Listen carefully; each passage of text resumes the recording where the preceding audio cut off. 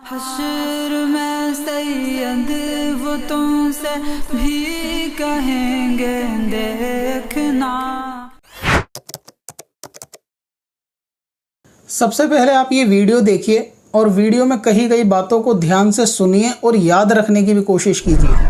क्या खड़े होकर वजू करना जायज नहीं है? तो असरने के लिए मैंने वजू किया था, वो खड़े होकर किया था, क्योंकि खड़े होकर वजू करना जायज है, लेकिन बैठकर वजू करना बेहतर और अफजल है। मगर इसका मतलब ये हरगिज नहीं कि खड़े होकर वजू करने वाले को खिलाफ सुन्नत यानी सुन्नत के खिलाफ काम करने वाला कहा जाए, क्योंकि बैठकर वजू करना वजू के मुस्तहब्बात में से है, ना कि वजू की सुन्नतों में से। और मुस्तहब चीजों के छोड़ने पर खिलाफ औला का वर्ड यूज किया जाता है, ना कि खिलाफ सुन्नत का। बल्कि जिस सुन्नत के छोड़ने पर गुनाह मिले, जो सुन्नत मौकिदा हो या जिस चीज को हमारे नबी ने नापसंद किया हो, यानी जिसके अपोजिट मकरूहात हो, उसके छोड़ने पर खिलाफ सुन्नत कहा जाएगा। और जिसके अपोजिट अफजलियत हो यानी मुस्तहब चीजों का छोड़ना खिलाफ सुन्नत नहीं कहा जाता, बल्कि खिलाफ औला कहा जाता है, जिस पर इंसान को गुनाह नहीं मिलता। जैसा कि मिसवाक करना अफजल है, लेकिन तूत ब्रश से मुंह साफ करना भी जायज है, इसे खिलाफ सुन्नत नहीं कहा जाएगा, क्योंकि मिसवाक से जो मकसद पूरा हो रहा है वो मकसद तूत ब्रश से भी पूरा हो रहा है। क्योंकि मिसवाक करने का असल मकसद हदीस में आया है कि अस्सलामु क़ब्ल अल कलाम, बातचीत करने से पहले सलाम करो। तो पहली बात ये कि ये हदीस ज़ईफ है, मगर फजीलत के बाब में ज़ईफ हदीस काबिल कबूल है, मगर इसका हुक्म सिर्फ मुस्तहब के दर्जे को ही पहुँचता है,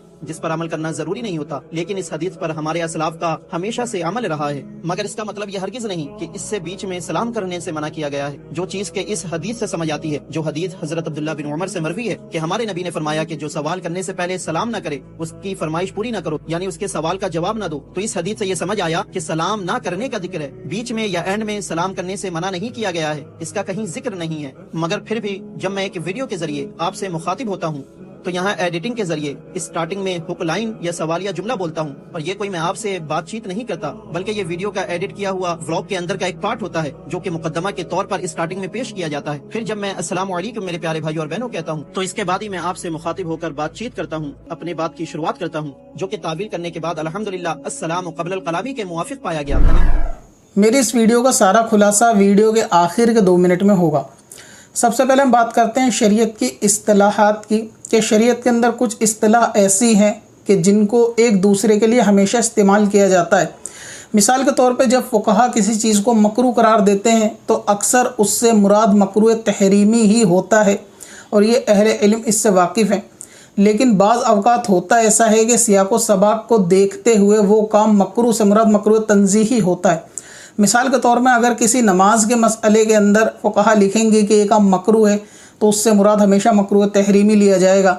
और वैसे पसंद नापसंद नमाज के बाहर अगर किसी चीज़ के खाने पीने के मामले में अगर किसी चीज़ को मकरूह करार दिया जाएगा तो उससे अक्सर मुराद मकरूह तंज़ीही होता है।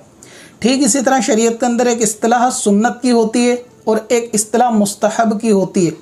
लेकिन होता यह है कि कभी सुन्नत के काम को मुस्तहब से भी तशबीह दी जाती है और कभी मुस्तहब वाले काम को सुन्नत भी बोल दिया जाता है। इसीलिए शरीयत के अंदर बाज़ अवकात देखेंगे आप किताबों के अंदर एक लफ्ज़ सुन्नत मुस्तहब्बा भी लिखा होता है। अब ये सुन्नत मुस्तहब्बा क्या है? यानी वो कि जो मुस्तहब हो लेकिन उसको कभी सुन्नत पर भी जो है वो दलील के तौर पे पेश किया जाता है। तो इसीलिए हर वो काम के जो मुस्तहब होगा कभी उसको सुन्नत मुस्तहब भी कह दिया जाता है, और कभी वो काम के जो सुन्नत होता है हकीकत में वो मुस्तहब होता है लेकिन उसको सुन्नत कह दिया जाता है। इसकी एक मिसाल आप मिशकात की हदीस से देखें। मुफ्ती अहमद यार ख़ान नईमी रहमतुल्लाह ताला अलैह गुस्ल नापाकी के ताल्लुक़ से एक हुक्म बयान फरमा रहे हैं। यानी नापाक शख्स अगर गुस्ल रात में फ़र्ज़ हो जाए तो उसके ताल्लुक़ से कि वो ऐसे ही सोएगा या वज़ू करके सोएगा। तो ये इरशाद फरमा रहे हैं क्योंकि वज़ू करके सोना सुन्नत मुस्तहब्बा है, बग़ैर वज़ू सोना ना हराम है ना मकरूह है, यानी वज़ू करके सोना सुन्नत मुस्तहब्बा है। तो शरीयत के अंदर एक सुन्नत मुस्तहब्बा की इस्तिलाहत भी जो है वो इस्तेमाल होती है। ये फतावा रज़विया शरीफ है आला हज़रत इमाम अहले सुन्नत की। आपने सुना होगा अक्सर आवाम से कि तहज्जुद की नमाज सुन्नत है, तहज्जुद की नमाज सुन्नत है। बाज़ लोग इसको नफिल तो कहते हैं लेकिन सुन्नत ही अक्सर करार देते हैं। फाज़िल बरेलवी फरमाते हैं जिल्द इसकी 7 सफ़ा नंबर 400 पर कि तहज्जुद सुन्नत मुस्तहब्बा है, तमाम मुस्तहब नमाज़ों से जो है वो आज़म है व अहम है। यानी लफ्ज़ सुन्नत मुस्तहब्बा की इस्तिलाहत मैं आपको बता रहा हूँ। इसी तरीके से आप देखेंगे मिशकात के अंदर वज़ू के बाब के अंदर मुफ्ती अहमद यार ख़ान नईमी रहमतुल्लाह ताला अलैह ने बिस्मिल्लाह शरीफ के ताल्लुक़ से फरमाया है एक शरह के अंदर के वज़ू से पहले बिस्मिल्लाह पढ़ना आम उलमा के नज़दीक सुन्नत मुस्तहब्बा है, यानी इसको भी वज़ू से पहले बिस्मिल्लाह को सुन्नत मुस्तहब्बा करार दिया गया, यानी मुस्तहब। जबकि आप देखेंगे बहार शरीयत की पहली जिल्द के अंदर वज़ू से पहले बिस्मिल्लाह को सुन्नत में शामिल किया गया। ये बहार शरीयत है, पहली जिल्द, और इसका सफ़ा नंबर 293 कि बिस्मिल्लाह से वज़ू करें, और ये वज़ू की सुन्नत के अंदर करार दिया। और मिशकात के अंदर इसको सुन्नत मुस्तहब्बा करार दिया। कहने का मतलब ये है कि बाज़ औक़ात कभी किसी चीज़ को सुन्नत और कभी किसी चीज़ को जो है वो मुस्तहब कह दिया जाता है। बहार शरीयत की एक और मिसाल देखिए, जिल्द नंबर 3 की। आपने अक्सर आवाम से सुना होगा कि अकीका करना सुन्नत है, और ये इतना मशहूर लफ्ज़ है जो सुन्नत पर दलालत करता है कि अकीका करना सुन्नत है, लेकिन बहार शरीयत के अंदर इसको भी जो है वो मुस्तहब लिखा गया है, हालांकि आवाम इसको भी सुन्नत कहती है। फरमा रहा है कि हम हनफियों के नज़दीक अकीका यानी जो बच्चे की पैदाइश में शुक्रिया के तौर पर जानवर ज़िबा किया जाता है, जिसको अकीका कहते हैं, हमारे नज़दीक वो मुबाह व मुस्तहब है। और जो बाज़ किताबों के अंदर ये लिखा है कि अकीका सुन्नत नहीं है, उस सुन्नत से मुराद सुन्नत मुअक्कदा नहीं है। यानी ये जो किताबों के अंदर लफ्ज़ सुन्नत का इनकार है, ये इनकार की वजाहत कर रहे हैं कि कोई काम अगर सुन्नत नहीं लिखा हुआ तो उससे मुराद कौन सी सुन्नत नहीं है, और हमारे नज़दीक मुस्तहब है। तो इसलिए मैंने कहा कि कभी सुन्नत पर भी इस्तिदलाल मुस्तहब का किया जाता है, और कभी मुस्तहब काम को भी सुन्नत से जो है वो तशबीह दे दी जाती है। वरना यानी आगे फरमा रहे हैं कि वो काम जो सुन्नत किताबों में लिखा है, बाज़ किताबों में कि हकीकत सुन्नत नहीं है, उससे मुराद ये है कि सुन्नत मुअक्कदा नहीं है। वरना जो ख़ुद हुज़ूर सल्लल्लाहु अलैहि वसल्लम से के फ़ेल से उसका सबूत मौजूद हो, वो मुतलक्कन सुन्नत होगा, यानी अहकाम के मामले में उसको मुस्तहब कह दिया जाएगा। लेकिन फरमा रहे हैं कि जो काम नबी पाक सल्लल्लाहु अलैहि वसल्लम से साबित होगा वो मुतलकन सुन्नत तो होगा। अब वो अहकाम के नज़रिए से उसको मुस्तहब कह दिया जाएगा, जिसको सुन्नत मुस्तहब्बा कह दिया जाता है या फिर उसको मुस्तहब कह दिया जाता है। अब आते हैं पॉइंट की तरफ।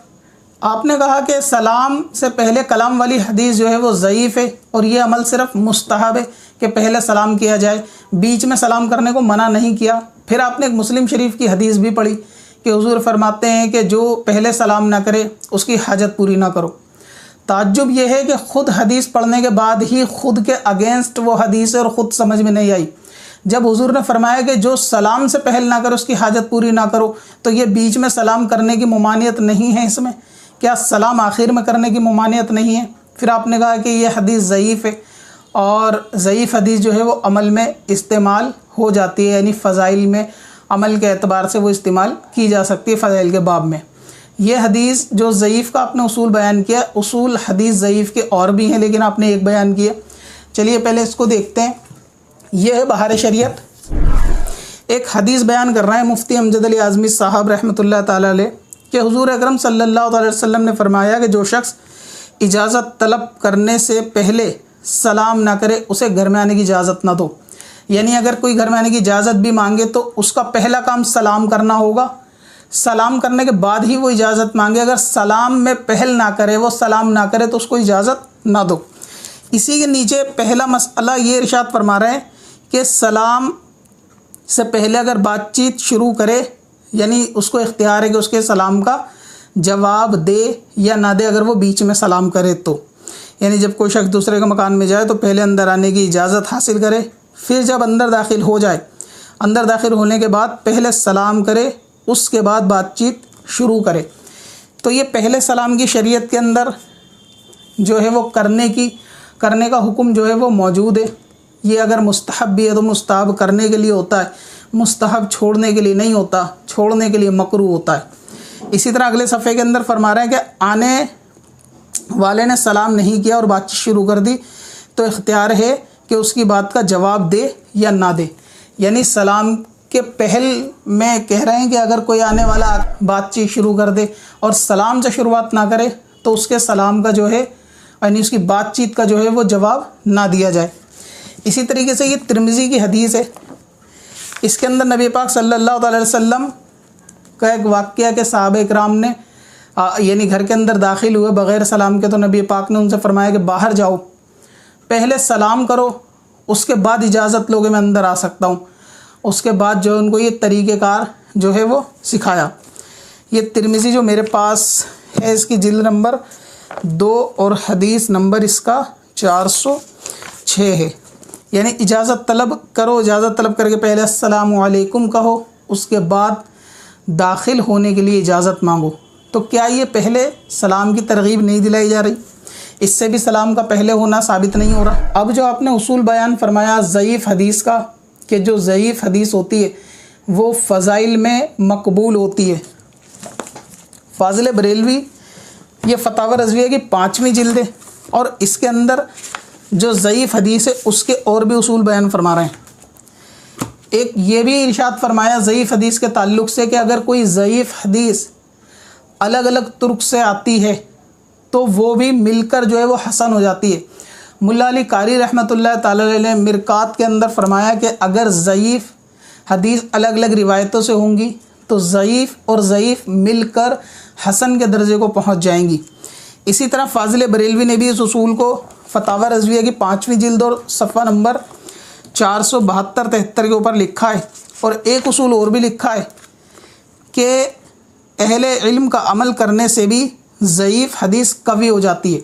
यानी कोई हदीस ऐसी ज़ईफ़ है लेकिन उसके ऊपर अहले इल्म का अमल है तो अमल करने की बिना पर भी हदीस जो है वो कवी हो जाती है। अब आप मुझे बताएं कि सलाम में पहल करना या पहले सलाम करना बात बाद में शुरू करना, इस पे अमल सिर्फ़ अहले इल्म का है या आवाम का भी है? पूरी दुनिया के अंदर जहाँ भी आप ये रिवाज देखेंगे तो आप देखेंगे कि हर शख्स पहले सलाम करता बाद में बात शुरू करता है। ऐसा कहीं नहीं होता कि आप किसी के घर में जाएं, दाखिल होके खैरियत पूछें और उसके बाद बीच में फिर बोलें अस्सलामु अलैकुम। कभी भी बीच में ऐसा नहीं होता। तो ये कहना कि नबी पाक सल्लल्लाहु अलैहि वसल्लम ने बीच में मना नहीं किया, जब शुरू में ताकीद की जा रही है हदीसों में कि सलाम से पहल करो तो बीच में मना करना ही तो हुआ ही है। अब आपने कहा कि ये दर्जा जो है वो मुस्तहब का है, तो मुस्तहब का दर्जा भी तो अमल करने के लिए होता है। और फिर ये ज़ईफ़ हदीस जो आपने कहा कि सलाम से पहले कलाम से पहले सलाम है, ये हदीस ज़ईफ़ है, तो इस पे लोगों के अमल करने की वजह से पूरी उम्मत का इस पे अमल है, तो क्या ये अभी भी ज़ईफ़ है? आप ज़ईफ़ हदीसों को इस तरह लोगों में पेश कर रहे हैं कि ये ज़ईफ़ है ताकि अवाम की जहन में आ जाए कि पहले सलाम करना ज़रूरी नहीं है। अब आप अपना ही एक उसूल सुनिए। अभी आपने कहा कि जो हदीस ज़ईफ़ है उससे मुस्तहब का अमल निकलता है, तो आप अपनी अब ये वीडियो क्लिप भी देखिए। फिर नाखून काटता हूँ, जुमा के दिन नाखून काटना हमारे नबी की सुन्नत है। आपने क्या कहा कि जुमा के दिन नाखून काटना जो है वो सुन्नत है। ये मिशकात की पहली जिल्द है और इसके सफ़ा नंबर 259 पर एक हदीस पाक की शरह बयान फरमा रहे हैं मुफ्ती अहमद यार ख़ान नईमी रहमतुल्लाह ताला अलैह, और ये फरमा रहे हैं कि जुम्मे के दिन नाखून काटना मुस्तहब है। अब आप ये बताइए कि आपने इसको जो सुन्नत कहा, सुन्नत जुम्मे के दिन नाखून काटने सुन्नत वाली हदीस भी ज़ईफ़ है, लेकिन आपने उस ज़ईफ़ हदीस से भी सुन्नत की इस्तिदलाल की कि ये अमल जो है वो सुन्नत है। इसी तरह आप बहार शरीयत के अंदर देखें, तीसरी जिल्द के अंदर सफ़ा इसका 582 ये इरशाद फरमा रहे हैं कि जुमे के दिन नाखून तराशना जो है वो मुस्तहब है। आपने अपनी इस वीडियो के अंदर भी लफ्ज़ सुन्नत का इस्तेमाल कर दिया था ऐसे तो कि जुम्मे के दिन नाखून काटना सुन्नत है, जबकि ये कह रहे हैं कि जुम्मे के दिन नाखून काटना मुस्तहब है। और फिर आगे वो हदीस भी बयान फरमा रहे हैं कि नबी पाक सल्लल्लाहु अलैहि वसल्लम से एक ज़ईफ़ हदीस मिलती है कि जुम्मे के दिन नाखून जिसके अंदर काटने का हुक्म है और मूछें तराशने का हुक्म है। अब यहाँ एक बात समझने वाली बात है, जब सलाम के मामले में कहा गया कि पहले करना सुन्नत है तो आपने कहा वो हदीस ज़ईफ़ है, उससे तो मुस्तहब का अमल निकलेगा, यानी सुन्नत नहीं वो अमल मुस्तहब है। इसी तरीके से जब बैठ के वज़ू करने को कहा गया तो आपने कहा ये तो वज़ू के मुस्तहबात में से है, लेकिन जब नाखून काटने के बारे में आपने उसको सुन्नत करार दिया हदीस तो वो भी ज़ईफ़ है। यानी दो हदीसें हैं, दोनों ज़ईफ़ हैं। एक को जब हम कह रहे हैं कि ये अमल सुन्नत है तो आप कहते हैं नहीं ज़ईफ़ हदीस है, ये तो मुस्तहब होगा, तो दूसरी को जो आप सुन्नत बता रहे हैं हदीस तो वो भी ज़ईफ़ है, और उसमें भी फ़ुक़हा ने मुस्तहब ही लिखा है कि जुम्मे के दिन नाखून काटना मुस्तहब है, लेकिन आपने अपनी वीडियो के अंदर उसको सुन्नत बताया। तो क्या इस सुन्नत से मुराद सुन्नत मुस्तहब्बा नहीं है? तो जब आपको कहा गया कि वज़ू को बैठ के किया जाए, तो क्या वो अमल मुतलकन नबी पाक से साबित नहीं है कि वज़ू बैठ के किया जाए, और आप कहते हैं वो मुस्तहब है। चलें आपकी बात को अहमियत देते हैं, मुस्तहब है तो मुतलकन मुस्तहब को भी तो सुन्नत मुस्तहब कहते हैं लोग। और दूसरी बात, जो अमल नबी पाक से साबित हो वो मुतलकन सुन्नत तो होता है, और फिर वो ज़ईफ़ हदीस के जिस पे आम और ख़ास का अमल हो जाए वो वैसे ही हसन के दर्जे को पहुंचती है, वो वैसे ही कवी होती है। तो अब आप इसमें बार बार ज़ईफ़ की रट क्यों लगा रहे हैं? चाहे सलाम पहले करने वाला मसला हो या बैठ के वज़ू करने वाला मसला हो, दोनों पे लफ्ज़ सुन्नत का जो है वो इस्तेदलाल किया जाता है। जैसे आपने नाखून काटने पर सुन्नत लफ्ज़ बोला, वो बात आपके ख़ुद खिलाफ जा रही जो आपने उसूल पिछली वीडियो में बयान किया। अब आपने कहा कि खड़े होकर वज़ू करना मुस्तहब है और उसके मुकाबले में मकरूह नहीं कहा जाएगा, बल्कि उसके मुकाबले में खिलाफ औला कहा जाएगा। अब आप ये वीडियो क्लिप को देखिए जो मैं आपको थोड़ी स्पीड स्लो करके दिखाऊंगा, और उसको देखने से आपको पता चलेगा कि क्यों मैंने ये चीज़ पहले बताना नहीं चाहिए और इशारों में समझाना चाहिए कि बैठकर वज़ू करना चाहिए, खड़े होकर वज़ू करना मकरूह है। मैंने क्यों ऐसा कहा कि ये सुन्नत के ख़िलाफ़ है और बैठ के करना चाहिए, क्योंकि मैं इस बात को लाना नहीं चाहता था, लेकिन मुझे लगा कि शायद चलो बिना जवाब दिए अमल हो जाए, काफ़ी है, नौजवानों को सीखने को यही मिलेगा। लेकिन बजाय अमल के जब दलीलें दी गई तो अब मैं इस वीडियो को दिखाता हूँ और बताता हूँ कि क्यों मैंने इसको मकरूह करार दिया। खड़े होकर वज़ू करने में आप देखेंगे कितना पानी का इसराफ होता है, कितना पानी फिजूल खर्च होता है। जब कुल्ली की जाएगी पानी गिरता रहेगा, जब चेहरा धोया जाएगा तब भी पानी गिरता रहेगा। तो इसराफ हर किस्म का हराम है, चाहे पानी का हो या माल का हो। और ऐसी कई वीडियोज़ हैं जिसके अंदर इस तरह वज़ू करके दिखाया गया है कि जिसके अंदर ज़्यादा पानी फिजूल में ख़राब होता है। और ब्लॉगर को क्योंकि 2-2 3-3 टेक लेने पड़ते हैं बार बार, अगर यानी फ्रेम सही ना आए तो उस दौरान जब आप देखेंगे कि वज़ू करते हुए जब कैमरे की तरफ देखा जाता है तो उस दौरान भी पानी गिरता है। तो क्या वज़ू के अंदर ज़्यादा पानी गिराना वज़ू के मकरूहात में से नहीं है? क्या ये मना करना गलत था? ये बाहर शरीयत है। और वज़ू के आप मकरूहात इसके अंदर देखें, सफ़ा नंबर 301 के ऊपर लिखे हैं कि जो वज़ू के मकरूह हैं उसके अंदर एक मसला सफ़ा 301 के ऊपर नवा लिखा है कि ज़्यादा पानी वज़ू के अंदर खर्च करना भी मकरूह है। आपने कहा कि मकरूह तो जब होगा कि जब सुन्नत के अगेंस्ट में होगा। तो मसला सिर्फ खड़े होकर वज़ू करने का नहीं है, मसला हकीकत में यही था कि जब खड़े होकर वज़ू किया जाएगा तो उसमें ज़्यादा पानी खर्च होगा, इसलिए बैठ के वज़ू जब लोटे से किया जाएगा तो उसमें पानी खर्च होगा। तो क्या अब ये भी खिलाफ औला के बारे में आपका अमल है? और आपने अपनी वीडियो के अंदर एक चीज़ और बयान की कि मिसवाक से जो चीज़ हासिल होती है वो ब्रश से हासिल हो जाती है, लिहाजा ब्रश करने वाले को खिलाफ सुन्नत करने वाला नहीं करार दिया जाएगा। बिल्कुल सही है। जैसा कि मिसवाक करना अफजल है, लेकिन टूथ ब्रश से मुंह साफ करना भी जायज़ है, इसे खिलाफ सुन्नत नहीं कहा जाएगा, क्योंकि मिसवाक से जो मकसद पूरा हो रहा है वो मकसद टूथ ब्रश से भी पूरा हो रहा है, क्योंकि मिसवाक करने का असल मकसद जो है वो मुँह की सफाई है। लेकिन ब्रश करने वाले को सुन्नत पे अमल करने वाला भी करार नहीं दिया जाएगा। अगर आपका मतलब ये है कि ब्रश करने से और मिसवाक करने से दोनों से मुंह की सफाई होती है, तो आपकी ये गलत फहमी है कि इसके अंदर प्रायोरिटी सफाई की अगरचे है, लेकिन जो फजीलत और जो सवाब मिसवाक पे होगा वो ब्रश पे नहीं होगा। सबसे पहले ये कि कौन सा ऐसा कोलगेट है कि जिससे 2 रकात अगर करके पढ़ी जाए तो 70 रकातों का सवाब मिले या 75 नमाजों का सवाब मिले। जो इस तरीके की रिवायतें हैं वो कौन से कोलगेट से हासिल हो जाएंगी? वो सिर्फ मिसवाक से हासिल होंगी। दूसरी बात यह है कि हमारी आवाम अगर कोलगेट सफाई के लिए करती है वो सिर्फ सुबह में करती है, या ज़्यादा से ज़्यादा बाज़ लोग शाम में करते होंगे। लेकिन मिसवाक का हुक्म 5 नमाजों में है और हर नमाज के लिए जो है उसके दर्जे और सवाब में जो है वो इजाफा है, कोलगेट से वो सवाब में इजाफा नहीं है। मिसवाक के फिर दीगर फ़ज़ाइल भी हैं, आँखों की रोशनी का तेज़ होना, हाफिज़े का तेज़ होना, बलगम का दूर होना।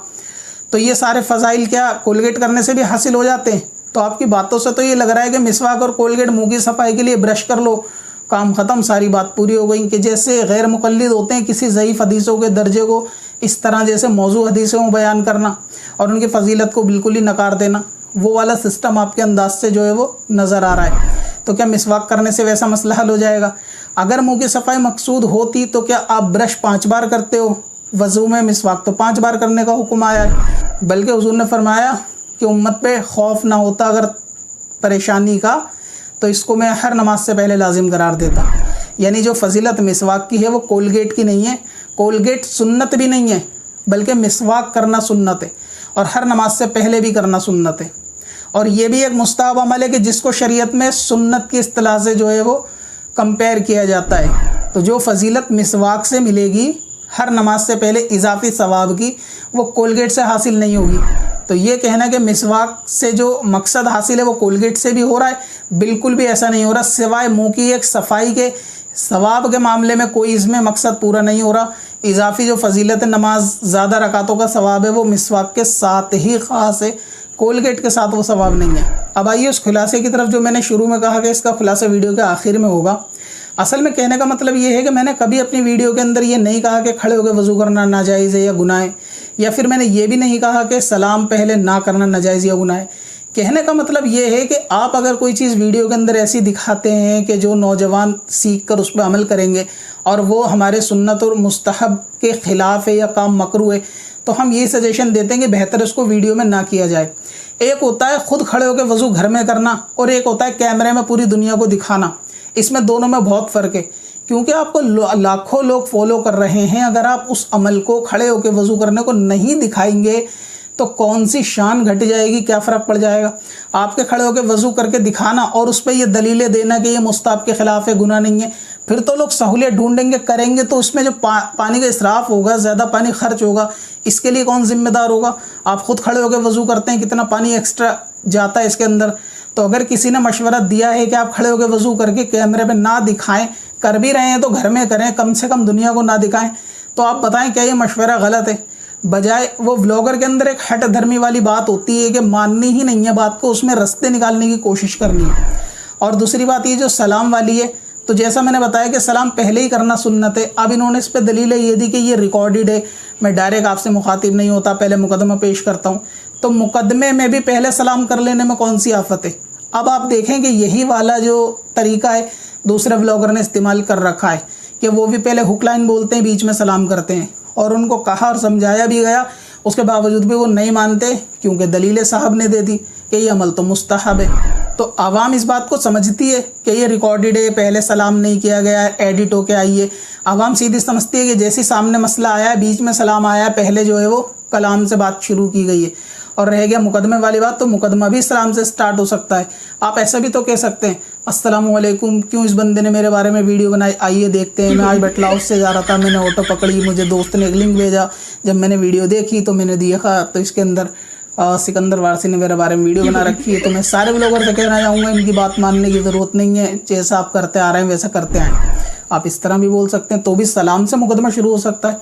तो ये एक सिर्फ बहस वाली बात है। कहने का मतलब ये है कि हर वो काम के जो हमारे मुस्तहब्बात के ख़िलाफ़ हो रहा हो, हमारे इससे मकरू का अमल में आ रहा हो, उस काम को कैमरे में दिखाने से बचना चाहिए। यानी इल्तजा इतनी सी थी कि आपको करना है वज़ू, आप अपने घर में खड़े होकर करो, लेकिन कैमरे पे दिखा के पब्लिक को करना, कि पब्लिक को भी उससे तरजीह मिले करने के लिए, ये तरीका गलत है। तो ये समझाना कौन सा बुरा या गलत हो गया, क्योंकि लोगों ने वो सलाम वाले स्टेप को कॉपी कर लिया। सिर्फ इससे व्यू पे तो फ़र्क पड़ेगा, आप हुक लाइन से पहले भी सलाम कर सकते हैं। लेकिन वो कहते हैं ना कि हदीस पाक के अंदर है कि आलिम के लिए जो बवाल है ना वो तकब्बुर है, यानी उसके पास इल्म तो होता है लेकिन वो एक अना होती है कि वो अना बंदे को झुकने या मानने नहीं देती। फाजिल बरेलवी रहमतुल्लाह तआला ने एक मकाम पर फरमाया, मैं अभी हवाला दिखाऊंगा तो वीडियो ज़्यादा बड़ी हो जाएगी, यानी उसका मैं खुलासा अर्ज़ कर रहा हूँ कि अगर अहले इल्म मकरू पे अमल करेंगे ना तो आवाम हराम पे अमल करने लगेगी, और अगर अहले इल्म फ़र्ज़ पे अमल करेंगे तब जाके आवाम मुस्तहब के अमल करने के लिए राज़ी होगी। यानी आवाम इतनी पीछे चलती है कि आप उसको एक छोटा सा मकरू काम करके दिखाएंगे ना तो वो हराम काम करने लगेगी। ठीक वैसे ही अगर आप किसी चीज़ को पब्लिक जब जाके फ़र्ज़ पे अमल करेगी तब आप मुस्तहब पे अमल करना शुरू करेंगे। यानी जब अहले इल्म जो है वो जो ख़वास का तबका है, जब वो मुस्तहब करेंगे तब जाके उम्मीद करें पब्लिक से कि वो अपने फ़र्ज़ों को पूरा करें। लेकिन जब आप खुद मकरू करेंगे तो पब्लिक तो ना जाने क्या कर बैठेगी। तो इससे अंदाज़ा ये होता है कि इमाम अहले सुन्नत ये कहना चाह रहे हैं कि लोगों के सामने किसी ख़ास का जिसको लोग फॉलो करते हों वो अमल करके दिखाना जो मकरू है वो भी नापसंदीदा है। इसकी एक मिसाल और आप ले सकते हैं, फतावा रज़विया शरीफ से 5वीं जिल्द में इमाम अहले सुन्नत ने मैयत की तस्वीर खींचने के ताल्लुक़ से इरशाद फरमाया कि मैयत की तस्वीर खींचना जायज़ है, लेकिन उसके बाद इमाम को यानी उलमा को खींचने के लिए मना कर दिया कि ये लोग ना खींचे। वजह क्या है कि अगर इमाम खींचेगी ना तो पब्लिक इससे बदज़न होगी कि यार इनका काम तो ये नहीं है, तस्वीरें खींचना, फ़ोटो खींचना, आवाम खींचे तो ठीक है, उसको खींचने दो, लेकिन उलमा का वो काम कि जिसको लोग नापसंद करते हैं वो नहीं करना चाहिए। इस तरकीब से क्या समझ में आ रहा है कि जिनको लोग फॉलो करते हैं उनको मकरू काम भी कैमरे पे नहीं करने चाहिए। खड़े होकर वज़ू करके दिखाना, एक्स्ट्रा पानी गिरा के दिखाना, कज़ा नमाजों का इजहार करना, तो ये काम व्लॉगर को शोभा नहीं देते कि जिसको लोग इस्लामिक व्लॉगर समझ के फॉलो करते हो। तो कहने का मतलब सिर्फ इतना है कि काम आपके कहने के मुताबिक लाख जायज़ सही कि खड़े होकर वज़ू करना जायज़ है, सलाम पहले ना करना भी जायज़ है, लेकिन कैमरे पे दिखाना भी तो ज़रूरी नहीं है। अगर ये देखेंगे लोग तो इसको दलील पकड़ेंगे और आगे तक करते रहेंगे। तो ये मेरी इल्तिजा सिर्फ उन ब्लॉगर से जो नए आने वाले हैं वो ऐसी हरकतें ना करें। बड़ों से तो खैर समझने की उम्मीद ही नहीं है, ये वीडियो भी इन तक पहुँचेगी, लेकिन उम्मीद ये है कि इसका भी जवाब नहीं आएगा। जैसा कि इस कज़ा नमाज वाली वीडियो का जवाब अब तक नहीं आया, वैसे इसका भी नहीं आएगा। लेकिन सिर्फ पब्लिक को समझाना मकसूद था कि आवाम समझ जाए कि बातें दोनों की सुनने के बाद वो ख़ुद फैसला कर ले कि बातों में किसकी वज़न ज़्यादा और कहने का असल मकसद क्या है। अगर किसी को रोका जा रहा है कि आप कैमरे पे वो मकरू काम करके ना दिखाएं तो इसमें कोई ख़राबी गलत नहीं है, लेकिन एक अना वाली बात है कि वो अना मानने नहीं देती। होगा अभी भी यही, वज़ू अब भी खड़े होके दिखाया जाएगा और सलाम अब भी बीच में ही किया जाएगा। अब अपनी वेबसाइट ब्लॉग के लिए होस्टिंग खरीदें qadrihosting.com से और पाएं सबसे सस्ती SSD और cloud web hosting, light speed और सी पैनल के साथ। चल तुझे भी बख्शवा दूं, तेरी बारी आ गई।